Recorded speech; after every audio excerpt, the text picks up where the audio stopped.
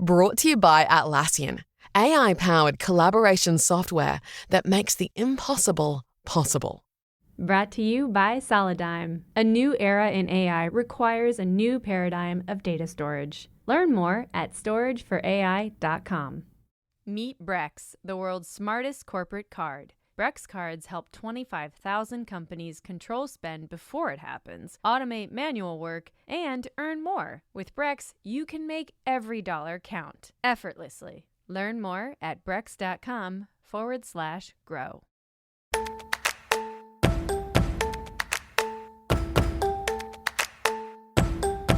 I'm Yasmin Gagne. I'm Josh Christensen. And this is Most Innovative Companies. On today's episode, Fast Company contributing writer Clint Rainey. I had to start looking more closely at the products themselves that were being recalled. That just sort of snowballed into this understanding that the transparency on Trader Joe's was even worse than I kind of had already believed it to be. Tae Kim, who wrote the new book on Nvidia. No one has written the history of Nvidia yet. Every other large internet company has 3, 6, 5 books. That's why I want to do it. And as always, keeping tabs. I'm keeping tabs on the resurgence of Fred Durst. But first, here's the download. The news you need to know this week in the world of business and innovation. Ahead of next week's TikTok ban, that is if something doesn't happen in the meantime, American TikTok fanatics are migrating over to another Chinese short-form social media platform. And maybe one of the funniest turn of events here. It's like whack-a-mole with these short-form video it's like Chinese our government companies. is trying to protect us from them, and we're just like, no. On Monday, RedNote became the most downloaded app on Apple's U.S. App Store. The app now has 300 million monthly active users. It's sort of similar to Instagram and TikTok and has some of those same like social shopping features that TikTok has, where I buy way too much stuff from. You're going to be a RedNote user. I probably will be. I am one of those TikTok fanatics. I do watch it a lot. And this is the worst thing to happen to American democracy ever. RedNote launched in 2013 and raised roughly $917 million in venture funding. It's reportedly valued at $17 billion today. This month, the IRS is sending out stimulus checks worth up to $1,400 each to about 1 million taxpayers. Get that stimmy. Probably not you, though. Probably not. The checks are part of the COVID-era stimulus payments authorized by Congress to help financially struggling Americans during the height of the pandemic. These are checks that should have been previously sent to eligible taxpayers, but due to how those taxpayers filled out their 2021 federal tax returns, they did not receive the stimulus money they were owed. Are these the checks that were signed by Donald Trump when they first sent them out? Remember that? I do remember that. I don't know. I will say it is crazy how hard it is to file your taxes in this country. Oh, yeah. The way mine are full of mistakes. Sonos CEO Patrick Spence is out at the company after a rough 2024. On Monday, Sonos announced that Spence would step down and board member Tom Conrad, a former executive at the music streaming service Pandora, would serve as interim CEO. Spence oversaw the rollout of a widely panned app redesign and an 8% year-over-year drop in revenue, plus some layoffs. As TikTok's fate hangs in the balance, senior Chinese officials are considering contingency plans for the social media app, selling it to Elon Musk. The plan... Is this real? Because I saw ByteDance come out and be like, that's fiction, right? Let's be honest. Remember when we thought that Elon buying Twitter was a joke? Yeah, that's true. And now... Who knows? The plan would involve Elon Musk acquiring the U.S. operations of the social media app. Beijing officials strongly prefer that TikTok remains under the ownership of parent company ByteDance. Is that surprising? They're like, we'd rather keep it. This wildly successful user base of really valuable data from these American users that we can use to conquer the world. At least that's what I think is going through the minds. I would sell it to literally anybody but Elon. Think of how he's ruined X. Kevin Leary was rumored to buy it. Frank McCourt was in on it. Honestly, my money's on Frankie McCourt's. Friend of the pod, Max Effberg, did talk about that in an episode a while back. It is funny. I for some reason, I'm always convinced that Shark Tank millionaires are fake millionaires. Fake millionaires. Yeah. I'm like, you don't have real money. Yeah, that's what I think. Barbara Corcoran? What are you talking about? And finally, starting in March, JP Morgan Chase employees will have to return to the office 5 days a week. This work order prompted hundreds of staff complaints on an internal web page. The bank shut down those comments after dozens of employees criticized the move, and at least one suggested that affected employees should unionize, according to people familiar with the matter. More than half of the bank's full-time workers have already been working from the office 5 days a week, but this move will primarily impact back-office roles such as call center workers who had still been able to work remotely 2 days a week. Do you, call center workers? Do you need them in the office? No, I don't. You don't really need analysts in the office either. But No. also, I'm like, you get paid $200,000 a year. Oh, yeah, the analysts can work 5 days a week. I'm like, guys, Yeah. go to the office. But call center employees, just let them watch their kids and answer I know. phones. They have a horrible job already. Yeah, call center sucks. And that's the news you need to know today.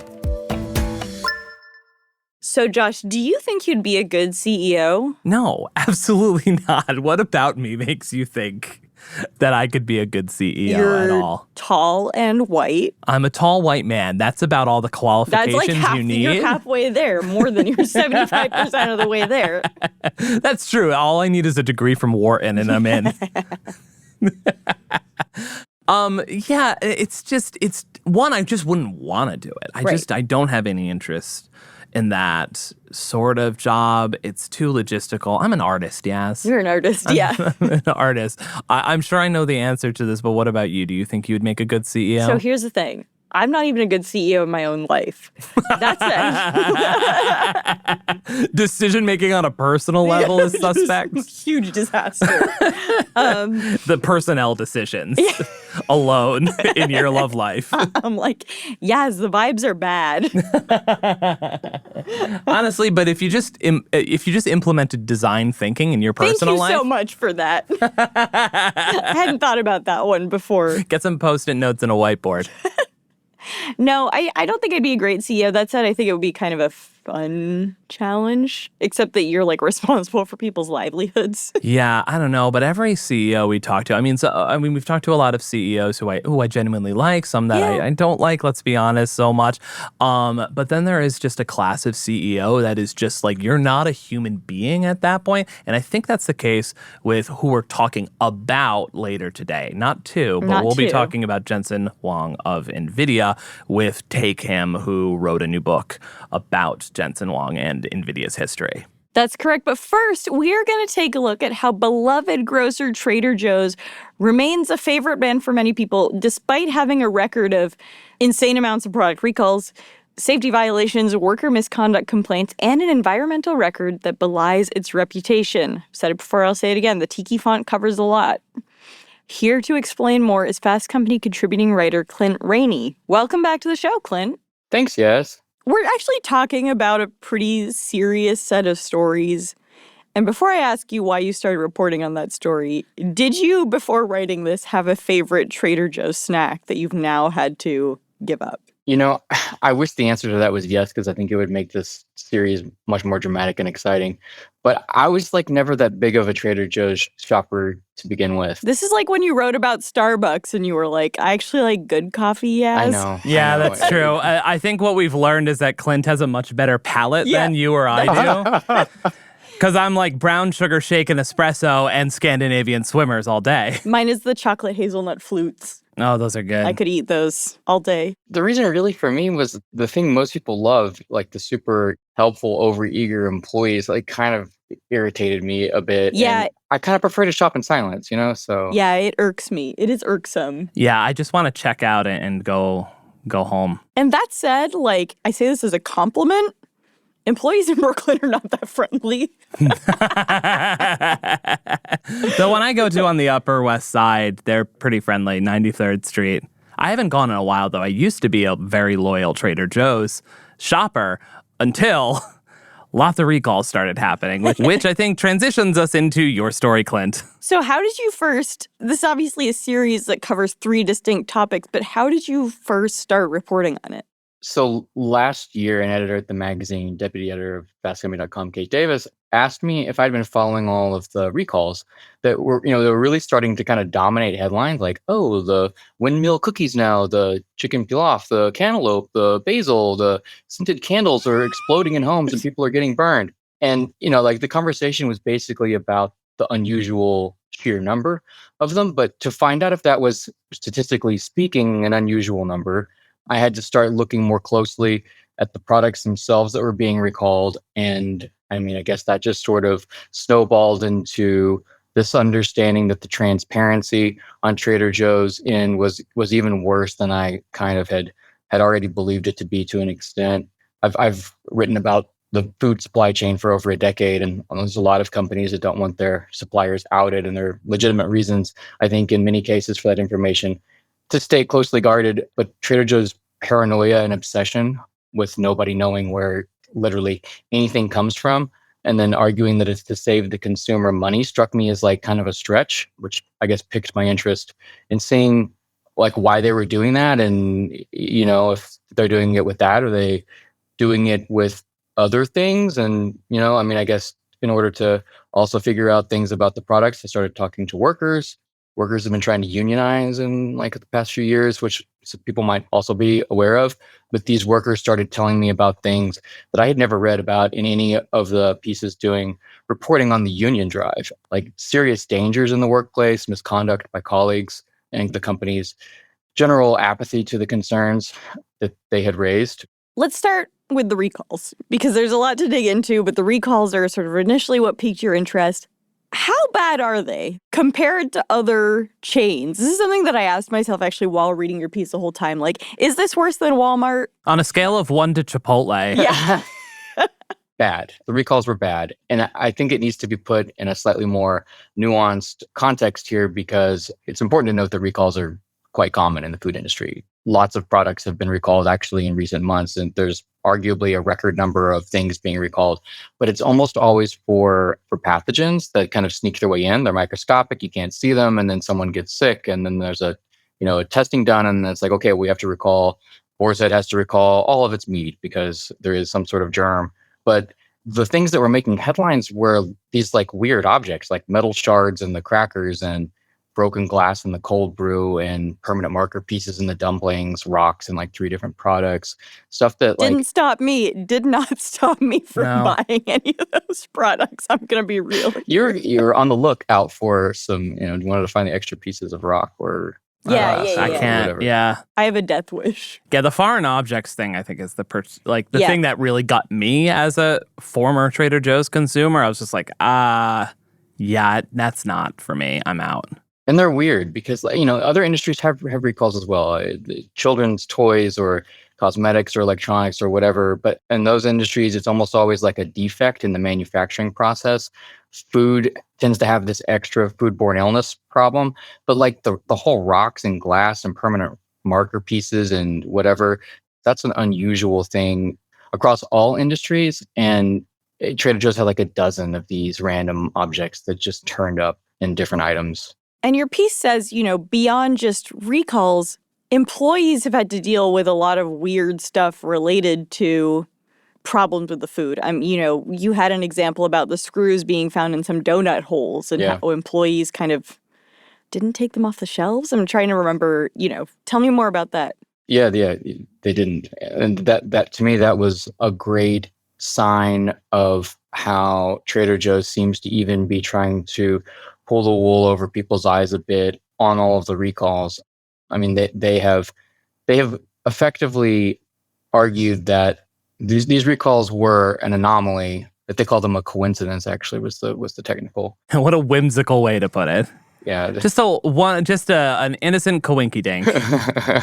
But they have also at other times argued that they have this like very generous no questions asked return policy, and that like incentivizes shoppers to just waltz in with their rock-filled whatever item and complain about it and get their money back. I mean, I'm not sure I buy that. I feel like if most people get a rock or a marker piece or something in a food product, they're probably going to be contacting the company at the same percentage as they would be likely to contact Trader Joe's. That said, I learned in my reporting that they're not even necessarily putting out recalls for everything that turns up with some sort of weird foreign object in it. You also mentioned because of this kind of positive image that the brand has, it actually doesn't spend that much on marketing compared to other grocery stores. No. And I think that ultimately that's the kind of thing that makes me chuckle the most about this, because Trader Joe's isn't even really working very hard. It's not necessarily even the one pumping out the misinformation or what you could argue is deceptive marketing or even misleading customers. Like, okay, it is doing that to an extent, but it's doing it with a very light touch. It's this fan base out there. Like Kroger spends like $1 billion a year on advertising. And Trader Joe's has this podcast inside Trader Joe's. It publishes a newsletter called The Frequent Flyer that people have probably maybe heard of. It's been around for ages. And, occasionally it has some new product release that it does on Instagram, but like the chief evangelizers are these fans and the influencers that I was just talking about. They're the ones sort of doing all the dirty work, I guess, on that. Have you seen any fallout from your Fast Company article? Yes, but I guess I would limit it to people are sending me as private messages more than anything going on online with any story that anybody ever writes. Like people come out of the woodwork with all kinds of fun opinions. And in the days since the series was published, there's been some, I don't know, diehard fans that have reached out to argue that like Trader Joe's sins couldn't possibly be worse than anybody else's. Saying things like, don't you think if you looked hard enough at any company, you'd find like these same kinds of issues? Look, I suppose if that's your takeaway after reading the articles, that is that. If it's cool in a person's mind, if every company in America behaves this way, then like they're entitled to that opinion. But I would also make the argument that what's going on at Trader Joe's is in fact quite a bit more than what you would find at the average company in America. I want to take a step back and talk a little bit about the company's history to get a sense of how we got here. Tell us a little bit about founder Joe Coulombe, and also Trader Joe's is owned by Aldi. So that's funny. But I'll talk about the Aldi thing first, because Joe Coulombe sold the brand to Aldi in the late 70s. And I think a lot of people, even workers who are disgruntled, would oftentimes reference that sale as if it helped to explain kind of the demise of the brand over the years, and how it sort of was like stood for this one thing in the early days, and then now it doesn't live up to those same ideals any longer. I don't necessarily know. I mean, Aldi's, it's another private company owned by this German family, the Albrechts. I will say this. Have either of you been to an Aldi? It's one of the craziest shopping experiences. God, I don't think I've been to an Aldi since like I was a kid. Yeah, brown people love Aldis. But like you'll walk into an Aldi. I still remember going with my grandfather to his in Northern England. There were just like boxes of toilets that you could buy. What? Surrounded by produce, like literally just toilets to like put in your home, surrounded by produce. And I remember being like, this is crazy. Like it just has some of the weirdest. Well, it's like a budget Costco or something, right? I mean, yeah, it is kind of like a Costco, but somehow just it makes less sense. There should be an Aldi version of Big AJ and oh, the Costco family? Guys. Yeah. It's a German family. Eins, Weins, boom, boom, boom. Yeah, Aldi is like if they employed me to design a supermarket. Anyway, so you were talking about the sale to Aldi. Tell us about the relationship between Aldi and Trader Joe's. Well, I mean, I think all there is really about that is just that the Coulombe sold to them in the late 70s, but it was through some sort of agreement that I think it's in some sort of trust where the Albrecht family can't really make day-to-day decisions about the brand. The setup is that, yeah, you own this thing, but you don't really get to say how the business is run. But according to the way that Coulombe talks about this in the memoir that he wrote, that was the agreement.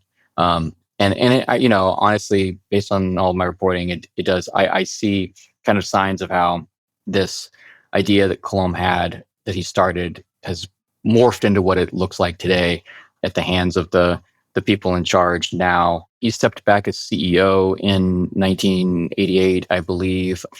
He stayed on like an advisory role after that, really almost until his death in 2020.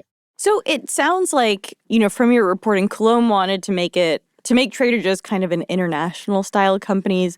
And to be honest, I go there and I buy paratha. You know what I mean? It's a big part of the appeal is the fact that there's a lot of food from a lot of different cultures.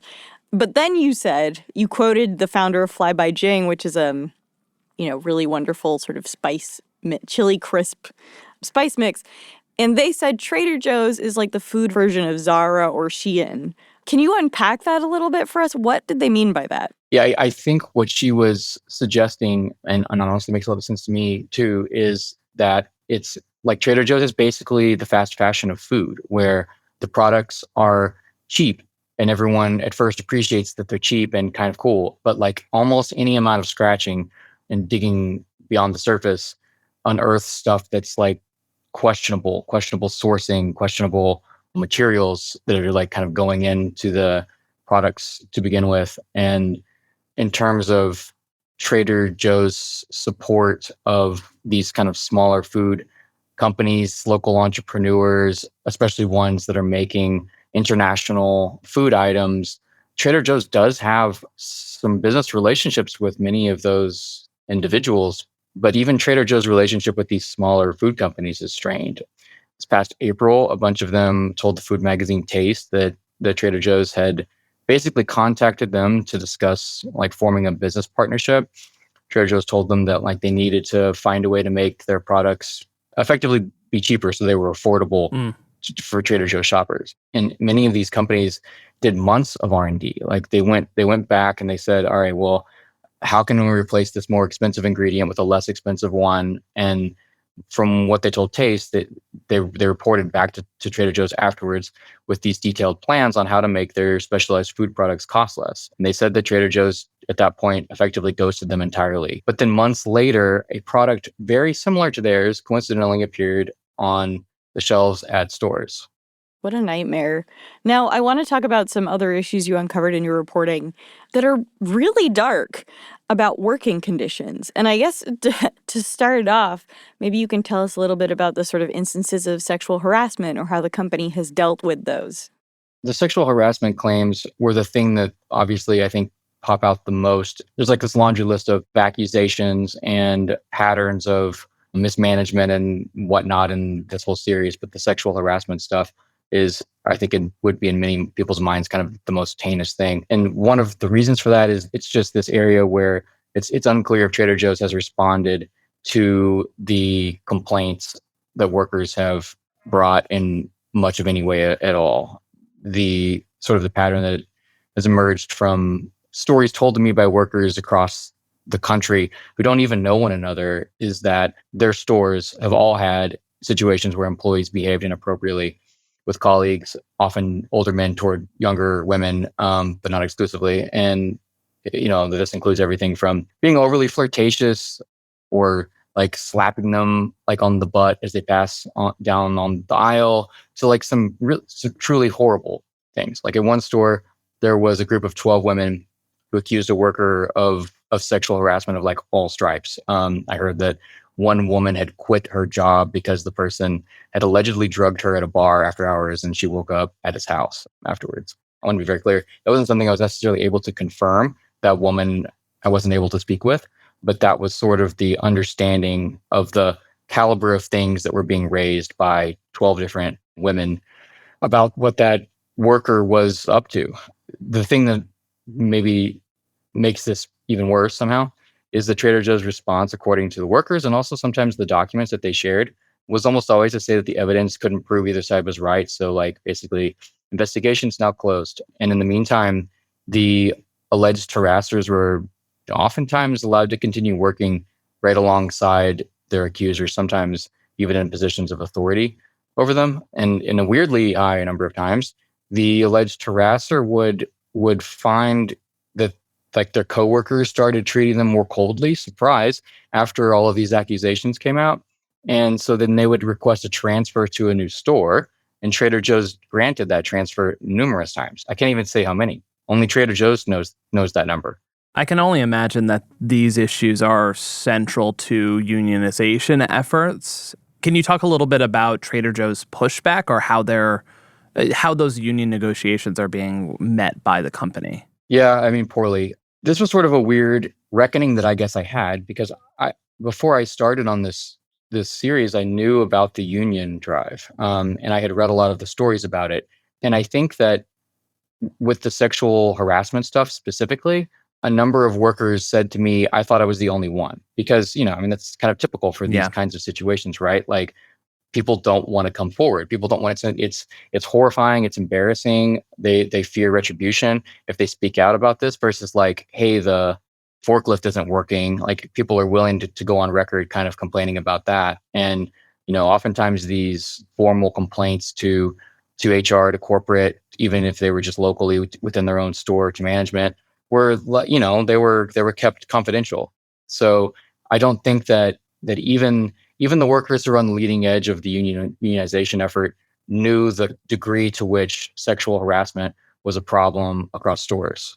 Now that all your reporting is out, I am curious whether you think people will take it upon themselves not to shop there, and also, and this is something I wondered after reading all your reporting, which is, I'm not making the same argument where I'm like, isn't any company bad? But do you think that shopping at another supermarket chain is better? Have you looked into others yet? Do you know what I mean? Yeah, I don't know the answer to that because any company is capable of this same sort of stuff. But I also feel like now that I know what that pattern looks like for Trader Joe's, I think that I would be able to recognize it in a rival pretty quickly in terms of the setup, and I don't get the sense that the same kinds of problems are occurring at a Whole Foods or a Ralph's or a like a Kroger or whatever. I'm not trying to tell people to quit shopping at Trader Joe's. I just right. That's not the point. This wasn't an opinion piece. It was an investigation of their activities and their corporate decision making about stuff that I don't think people knew about. And so the point was to present this material and let people read the articles and decide for themselves if the full truth about the company should change their relationship with the brand, whatever that relationship happens to be. It's tough because I think the insidious part about this and the part that's so tough about grocery stores and that business is because it's a necessity for life. You know what I mean? Like, grocery stores are needed in many communities, and Trader Joe's is, yes, it's hip. Yes, it has this perception that is built on whatever PR they develop. It's also really cheap.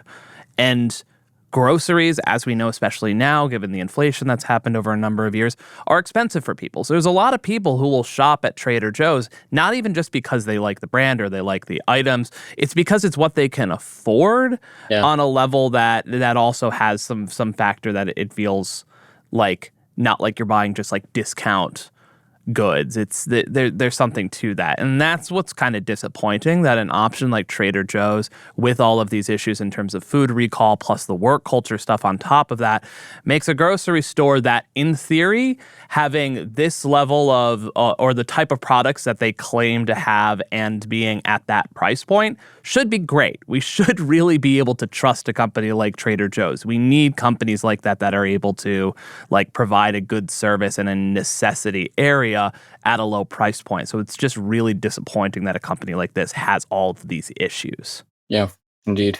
One of the other reasons that it's not just the low price point, it's that the shopping experience is a unique one, right? I mean, there truly isn't another grocery store you can walk into and have this worker come over to you, ask you, it's not just like, hey, can I help you locate the marinara jars on some aisle?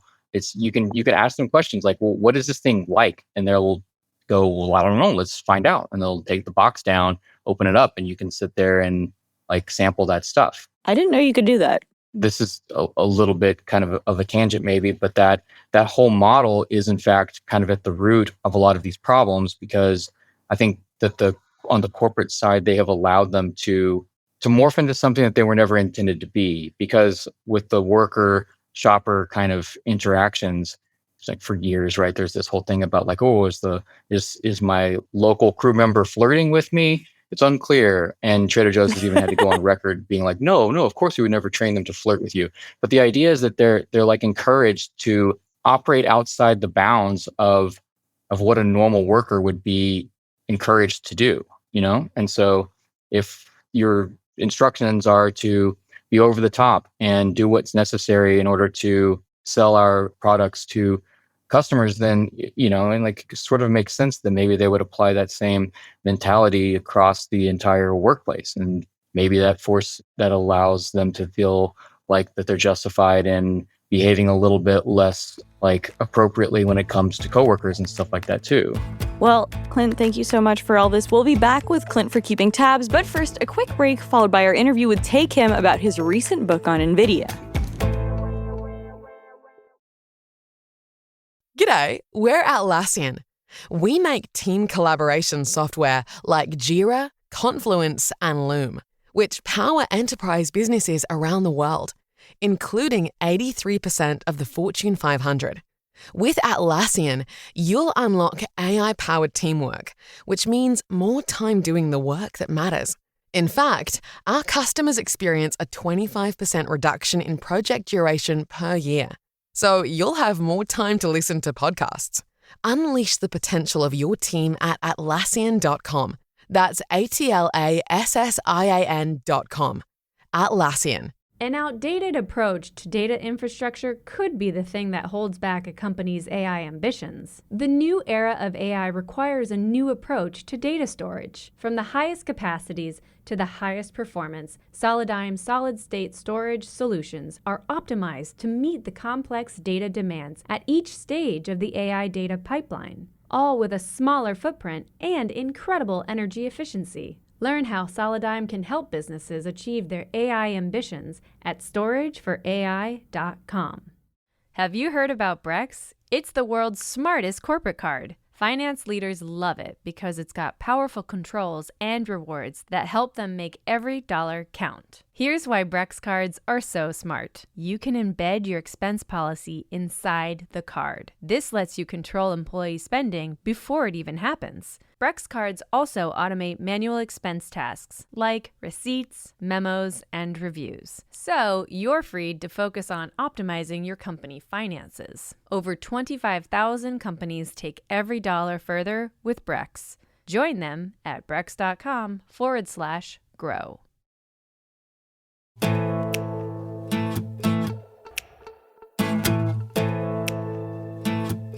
Chipmaker Nvidia has been the best-performing S&P 500 stock of the past 3 decades. Tae Kim, a senior technology writer at Barron's, wanted to find out why. He wrote about the secret of Nvidia's success in his new book, The Nvidia Way, Jensen Huang and the Making of a Tech Giant. The book explains how the company's culture, overseen by co-founder and CEO Jensen Huang, has helped it dominate in recent years. Hey, Tae, welcome to the show. Hey, Yasmin. Hey, Josh. Thanks for having me. So, you've been asked this on several podcasts. I don't want to ask exactly the same question about how you came to write the book, but I do want to ask a little bit about the reporting process. When you started writing it, did NVIDIA give you full access? I know you ultimately sat down with Jensen, but what was that like? So I did tell them I was writing the book once I got the book deal, and they were very non-committal for the first 2 months. Classic. I've had an up and down relationship with NVIDIA. When I was a journalist, some very critical pieces during the crypto era when they were riding the crypto boom. So it took a while. You turned out to be right. So that was an interesting time. And, some of that was still there. But once I started interviewing former NVIDIA employees, especially in the early 1990s, word got around that I was doing a very serious and substantive job. I was very cognizant of the computing history, how important it was. And all these early NVIDIA employees were thrilled, absolutely thrilled to talk to me. And part of the reason is no one has written the history of NVIDIA yet. Like every other large internet company has 3, 6, 5 books. And that's why I want to do it. I've been a PC gamer my whole life. I was What are your games? What are the big ones for you? Oh, right now I play a lot of Overwatch. That's a big one. I know. Does your husband play Overwatch? You don't play video games, Yaz, but my Lou husband feels... my husband is a big PC gamer, and he's always playing like really uncool like simulation games where he's like a city planner or or he's like managing. At one point he was playing this game that was like post-apocalyptic beavers were harvesting sheet metal, but you had to make sure their society worked. So they I never needed like heard of research. that one. That's a very No, nor should you have. No, there's no reason. Overwatch would be a lot cooler, to be clear. But you do mention like Quake and Doom, especially in the book, which were part of what Nvidia kind of cut its teeth on in the early days. And one of the coolest things is John Carmack made Doom and Quake, the two biggest PC games in history, practically. And we sent him an early copy of the book, and he tweeted about it. And so that was like one of the coolest things ever, because I'm a huge fan. I've spent like too many hours playing Quake. That was one of the first real 3D multiplayer games. And that really drove the PC graphics boom.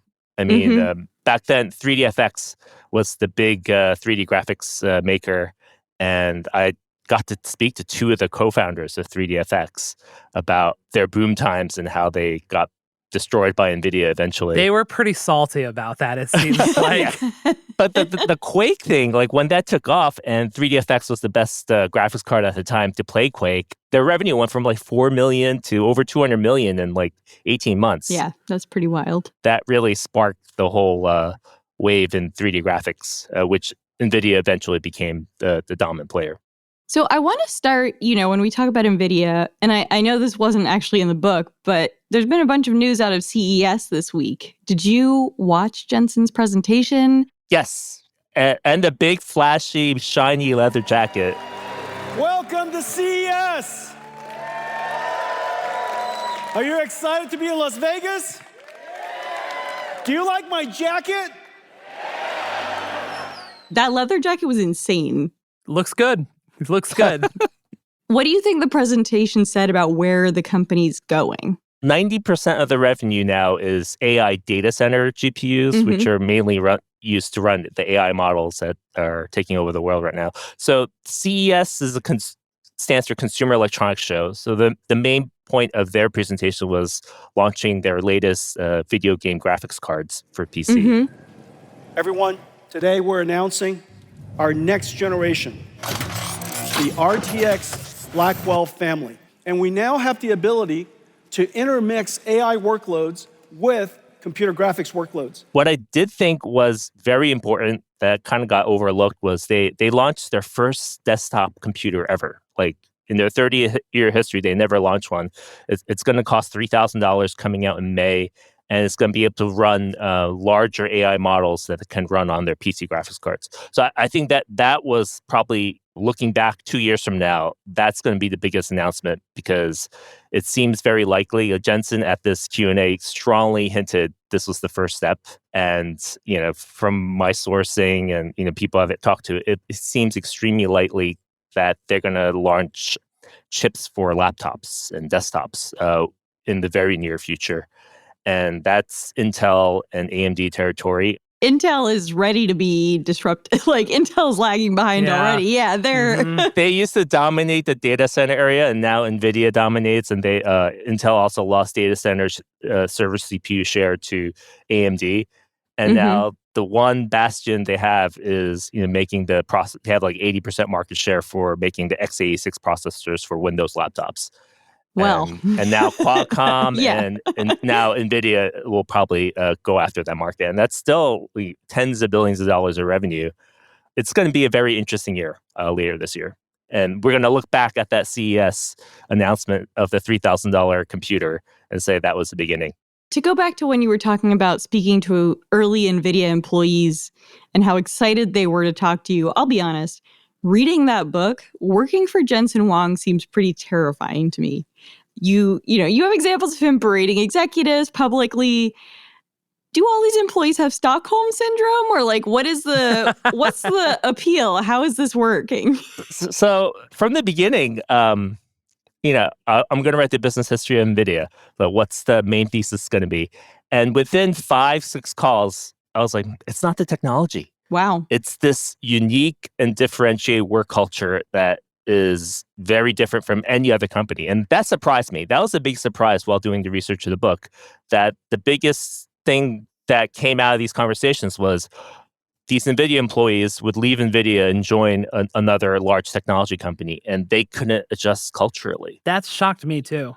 Vice versa, when someone from IBM or HP comes to work at NVIDIA, they play the same old political games that every large organization, all the managers and executives play, where you take credit, you try to steal credit from other people, you try to get your boss's power, all that stuff, all the internal politics that I think all of us know or have heard of. That stuff doesn't fly at NVIDIA, and that, I think, is the biggest reason, obviously with the title of the book, The Nvidia Way, that drove NVIDIA's success over the last 3 decades.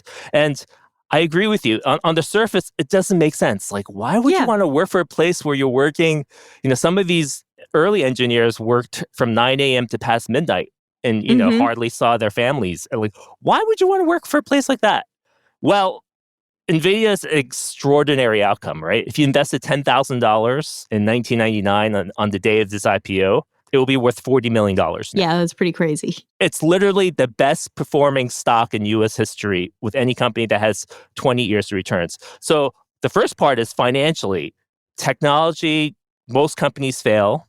You don't want to spend 4 years of your life working like crazy and then have a product that fails in the marketplace, and then you just wasted 4 years of your life. So no one wants that, right? Financial success, winners love winners. And then I think people realize there's something special in NVIDIA. One of the key things is that they acquire all the best talent. So you want to work with the best people in the industry, and they wind up in NVIDIA. Like all the 3D graphics architects at Rendition, Silicon Graphics, they all came to NVIDIA. So I think it's just a combination of winning begets winning. People want to be on the winning team. And then once you start working for Jensen, you realize this guy is going to be very successful. And I don't, literally, I had multiple people say, I don't want to compete against Jensen. And that's why I either stay or people that leave usually retire. That's what people say about me in the office. Yeah, that's you. Yes.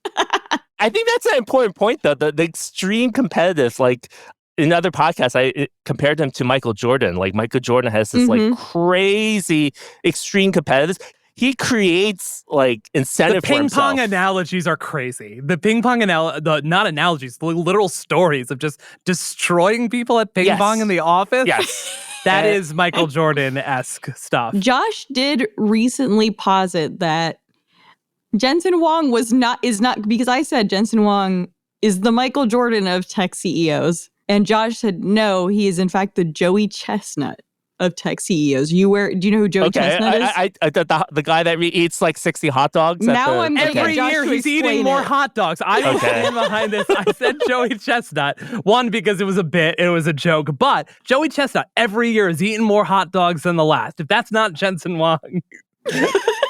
I know.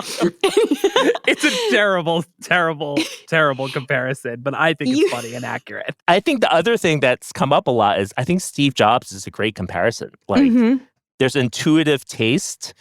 He also has this intuition of what technologies are going to take off and what's going to be good. Jobs did that time and time again. I mean, Apple, the original Apple II, the Macintosh, the iPod, the iPhone. And those are really well known for the average consumer, right? But Jensen has done the same thing, like 3D graphics for PC gamers, programmable GPUs, CUDA.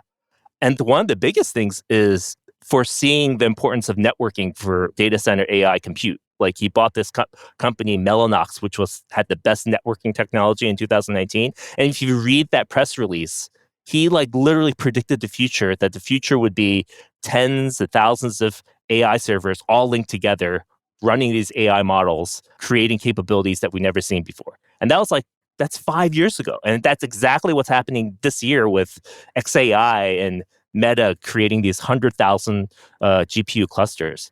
Another thing that you mentioned in the book is the fact that the company works so fast. In the 90s when they accelerated video game production, they basically accelerated the production cycle from 18 months to 6 months.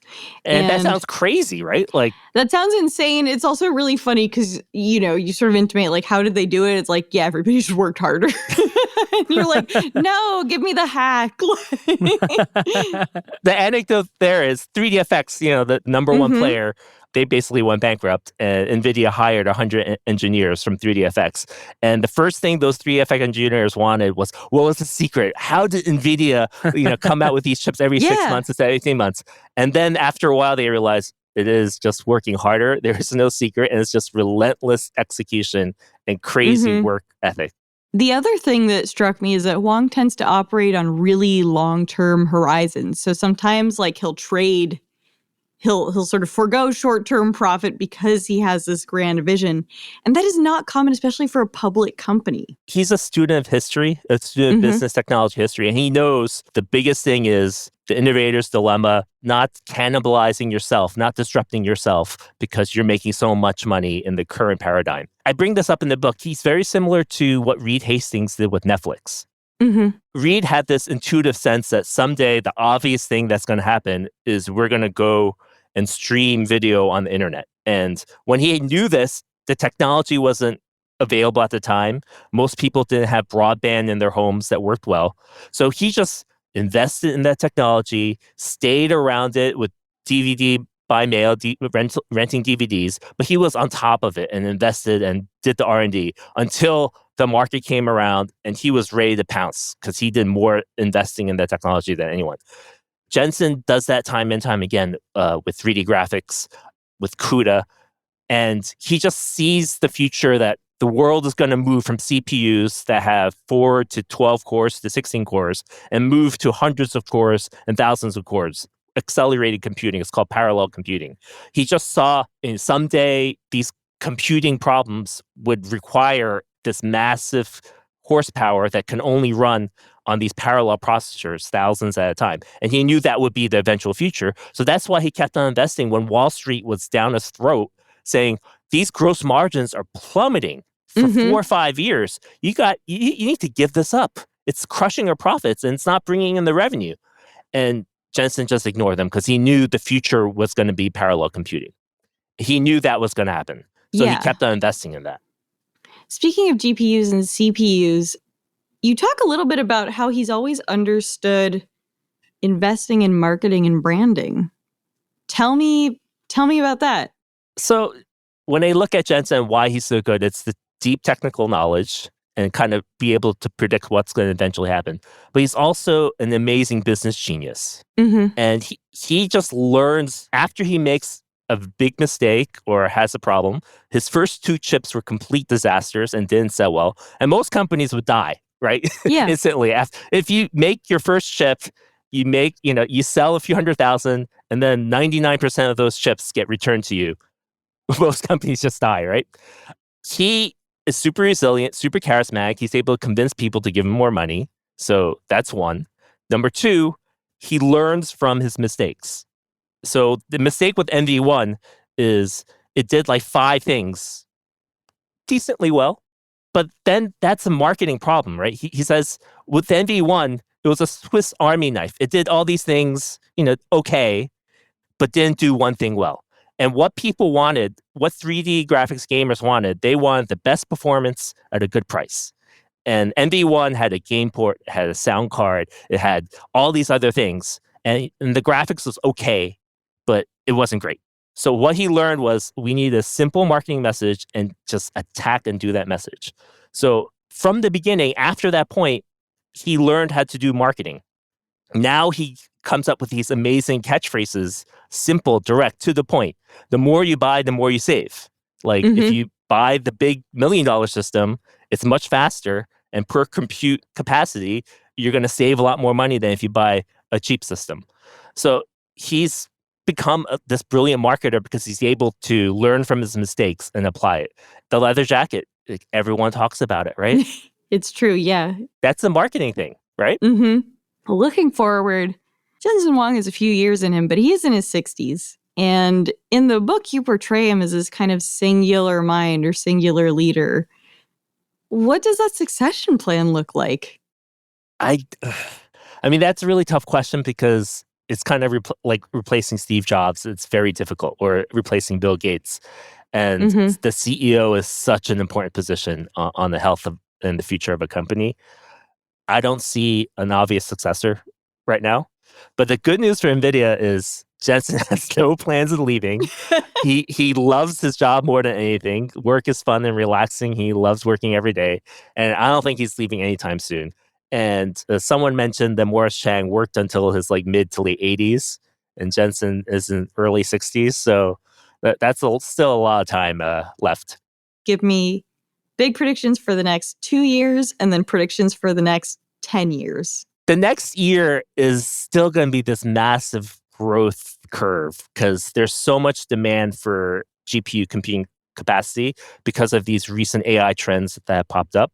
The first one is AI agents, and I'm sure you heard of this. It's programs that can take a simple direction and complete a multi-step task. And the first kind of generation of this will be doing all the tedious, repetitive, boring work that all of us have, or a lot of entry-level people have. Data entry, formatting for spreadsheets, all that stuff. All that stuff is going to be run by these AI agents. So that's a big trend. There's this thing called time test compute. I don't know if you guys are familiar. The latest version of OpenAI's AI model does this. And that's another thing that's going to drive a ton of compute capacity. What it is instead of ChatGPT giving you your answer after you ask it, the ChatGPT model is going to actually think and spend 60 seconds or 5 minutes or 15 minutes running multiple kind of threads, researching and figuring out a better answer than something that it just spits out back at you. So it's like me, you ask me a question, instead of me just spitting the answer back at you, I would spend 10, 15 minutes researching on the internet to give you a higher quality, more accurate answer. So that's something that's going to take off. It just started happening a few months ago. So that's another driver of compute capacity, which, all this stuff requires more NVIDIA GPUs. And the final thing is most of the AI models we have seen so far has been text. AI models that ingest text. I mean, listen, we love Shrimp Jesus on this podcast, that AI creation, but we love a terrible AI image. So AI is going to go more multimodal. I mean, we've seen images, but audio, video, all that stuff is going to get ingested and then generated as content. So these three kind of trends that are just taking off are going to drive a lot of GPU capacity needs over the next 12 to 18 months. And then looking out 5-10 years, I have this in my book. The thing that Jensen is most excited about right now in terms of potential to help humanity is digital biology, because drug discovery is a compute problem. It's testing the permutations of how biological molecules interact with each other. And conceivably, if these AI processors can get so powerful, they can simulate how these trillions of proteins and cells interact with each other. And I had this one biotech startup founder tell me that it's conceivable within their lifetime, within the next 5-10 years, we could put in a disease or a cancer, and the AI model will spit out, these are the 5 things that will most likely cure that disease or cancer. That's a blockbuster, thing for AI models in the AI industry, and that actually gives multiple NVIDIA employees told me that that's what drives them to work even harder. Because if we could cure cancer because of the work you do every day, I mean, that'll change humanity forever. And the second thing that Jensen talks about is robotics. And one of the NVIDIA executives actually tweeted today that he saw an AI robot in China, and he wasn't sure if it was real or not. But then he got confirmation from his sources that it was real. It was an AI robot walking in the streets of China, very... Don't like it. But he said, wait a minute. Does anybody watch the movies? But if this works and we could program these AI robots to be able to move like humans and work like humans, he said, why can't these robots fight fires, right? That's fair. Think of 1,000 of these robots. They're going to kill us, but that is fair. But they could save our lives. They could save our lives in California and save our houses. So there's so many dangerous, hazardous things in the world. And if they can take that workload off our plate so we could spend more time doing podcast interviews, I think That they're going to be doing podcast interviews too. No. We're not safe. Yeah. The hosts will be gone. You'll just be talking. Notebook LM. I just remembered. Yeah, exactly. We've been playing around with Notebook. Yeah. We've been playing around with it, but God, those podcasts are bad so They're far. not there yet. They're not. They'll get there. I'm not saying they're worse than us, but I am saying they're bad. Listen, you can't. AI's stupid. That's Can't AI stupid. It's what we always say on this and podcast. this is why I call Jensen Huang the Joey Chestnut of tech founders. Beautiful place to end it, Josh. Tae, thank you so much for coming on the show. For our listeners, where can we read your current writing? The book is available everywhere. Your local bookstore, Amazon, Barnes & Noble, it's everywhere. But also I write almost daily on Barron's. So go to barrons.com. I'm a senior writer at Barron's. So definitely read my stuff. Cool. Thank you so much. Thanks for having me, guys. This was great.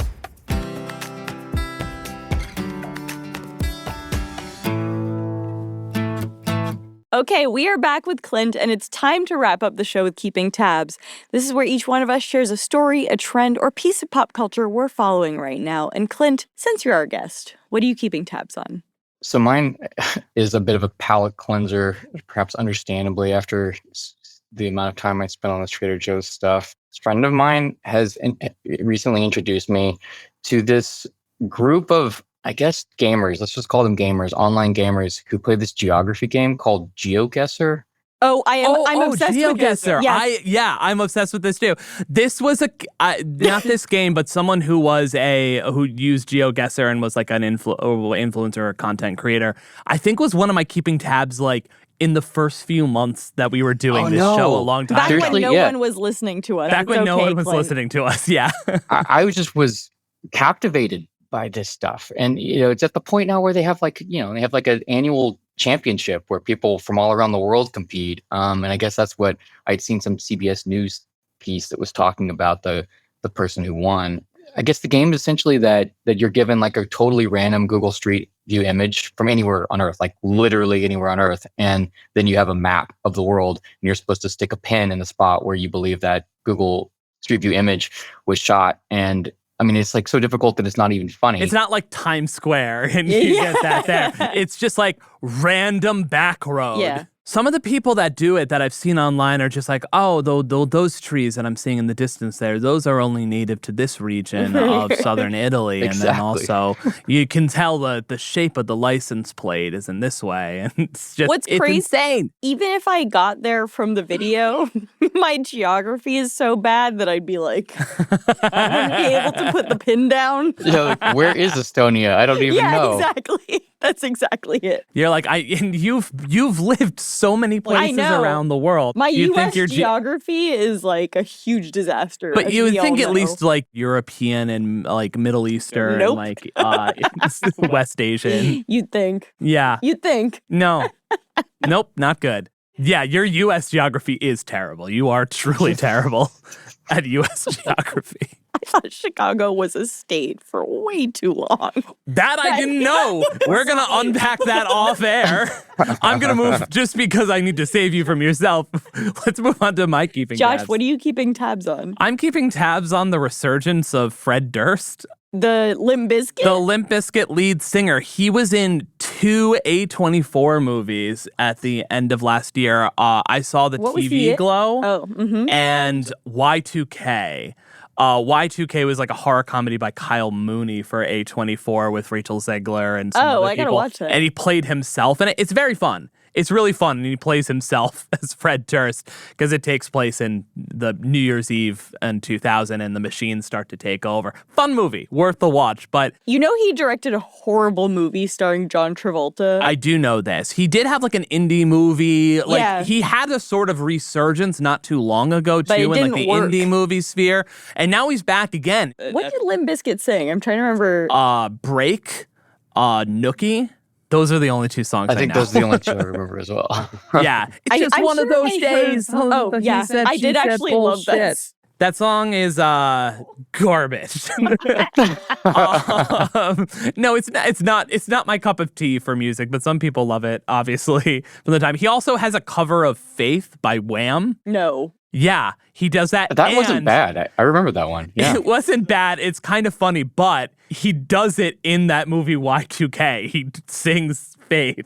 That's awesome. As part of the scene. It's pretty awesome. I love that. And also, it's just like, it takes place in the year 2000, and his entrance is like very ominous, and he comes out, and it's obviously now, today's 24 years later, Fred Durst. And so he comes out and he says, "Man, you look like shit." Which I just love. It's just like, great. I love that they're just like, we're not even going to try to like acknowledge that he's younger. Awesome. It's just 50-something-year-old Fred Durst. Anyways, love you, Fred Durst. Keep doing what you're doing. Keep rocking the backwards hat and soul patch. Have you guys seen that documentary about Woodstock 1999? No, I haven't Woodstock, actually. Is it 1999? 1999, yeah. Oh my God. It's so upsetting. I don't know what the lineup would possibly be, but it's actually it's all the bands that I really liked in middle school. It's like Korn. Oh. It's all the new metal bands. Yeah. But didn't that that sounds more like Ozfest than anything else. Like Ozfest, like the Ozzy Osbourne. Yeah. And they had all of those bands there. And then there was the Warped Tour, which was for me. That was different. That was emo, pop punk. But one of us is wearing bands today, and it's not you. No, No, you're right. You're right. It is not me, but I am definitely an aughts emo kid for sure. Let's get out of this. Now I need to save myself from myself. Yaz, what are you keeping tabs on? And is it what are states? Today we're going to talk about Wyoming. Jackson is in Wyoming and Mississippi? I don't understand that. Okay, I am dumb, but I'm not that dumb. Okay, huge downer to end this actually because I did remember what my keeping tabs was going to be today. And it's New York Magazine's big story about Neil Gaiman. Oh, yeah. Who I was a huge fan of growing up and who... Yeah, me too. I think we featured in Fast Company. Like he, such a hero to so many people, such a bad person. That article was unbelievably upsetting. Yeah. It sucks. I can't believe Sandman Season 2 is about to come out on Netflix. I don't know.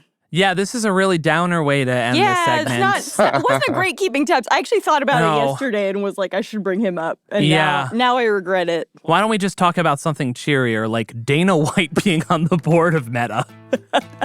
That's next week. Next week, we'll talk about that. And that's it for Most Innovative Companies. Clint, thank you so much for joining us. Yeah, thanks for having me on as always.